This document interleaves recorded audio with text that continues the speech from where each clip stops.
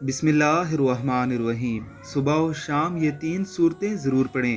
حضرت عبداللہ بن حبیب رضی اللہ تعالی عنہما روایت کرتے ہیں کہ ہم حضور اکرم صلی اللہ علیہ وسلم کو بارش کی رات اور سخت اندھیرے میں تلاش کر رہے تھے کہ آپ کو ہم پا گئے۔ آپ صلی اللہ علیہ وآلہ وسلم نے فرمایا کہ 3 بار قل ھو اللہ احد، اور 3 بار قل اعوذ برب الفلق، اور 3 بار قل اعوذ برب الناس صبح و شام پڑھ لیا کرو، یہ تمہارے لیے ہر شے سے کافی ہو جائے گا۔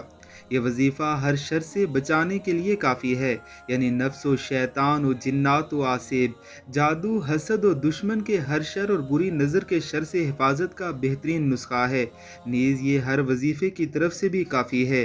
اللہ رب العزت کی ذات ہم سب کو توفیق عطا فرمائے۔ اس وظیفے کو اپنے تمام دوستوں سے ضرور شیئر کیجیے گا۔